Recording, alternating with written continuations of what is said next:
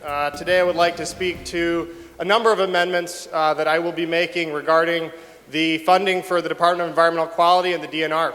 As somebody who I'm going to tell a quick personal story that as a child, one of the ways that I first got involved in the environment was my preschool actually adopted a segment of a creek, and we would go down to that creek and actually pull trash out of the creek, study the little insects that lived in there and the sedimentation in the creek to try to understand how our actions actually impacted the critters and the ecosystem around that watershed.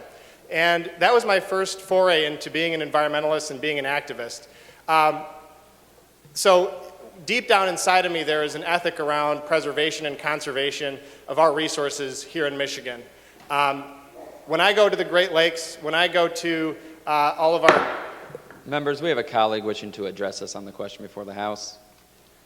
The chair recognizes Representative Rabhi. Thank you, Mr. Speaker. Appreciate that. So when I went to the Great Lakes as a child and even as an adult, I saw the power and the beauty of our natural resources here in Michigan. And I know that it's a budget issue. I know that it's sometimes hard for us to wrap our heads around. But if we're not standing up to protect the resources of this state, the natural resources of the state, then we are damning future generations. We are telling them that we don't care about your ability to enjoy the Great Lakes, about your ability to enjoy natural resources, about your ability to learn at that very creek shed about the insects and the critters that sustain the life that we all depend on. Now, the amendments that I'm offering, there's a few of them, and I'd just like to highlight them because most of them go beyond that ethic of environmental sustainability and fighting for the resources that we all count on and depend on as Michiganders. Most of these amendments are about public health. They're about people's ability to live in their own homes without the fear of breathing contaminated fumes. And I just want to, make sure that I call out and thank our executive for the recommendation that he came out with, because he actually came out with a really good recommendation on the environment. He came out with a recommendation that supported vapor intrusion programs so that people in Michigan don't go in their basements and breathe contaminated fumes. We have seen case after case throughout this state. We've seen cases in Grand Rapids where people were breathing contaminated fumes from a dry cleaning liquid that was running under their building. They had to be evacuated. And when blood was drawn, they actually found contaminants in their blood. This is happening in Ann Arbor. This is happening all across our state. The DEQ estimates that there are over 4,000 sites like this throughout our state. There is a site like this in your district, more likely than not.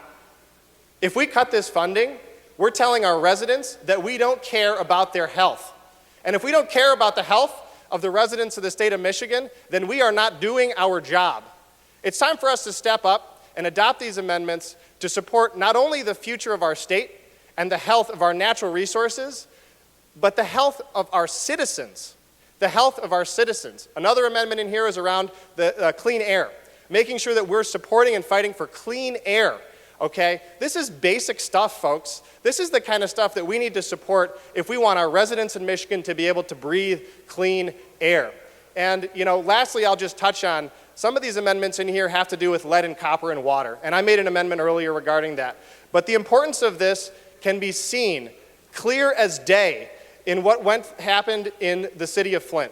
We don't want that to happen anywhere else in Michigan. Enough is enough. It's time for us to fund vital programs that will help to ensure public health and safety and welfare in this state.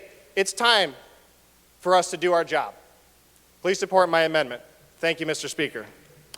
Thank you, Representative. The question before the House is on adoption of the amendment. The clerk will open the board. The amendment is not adopted.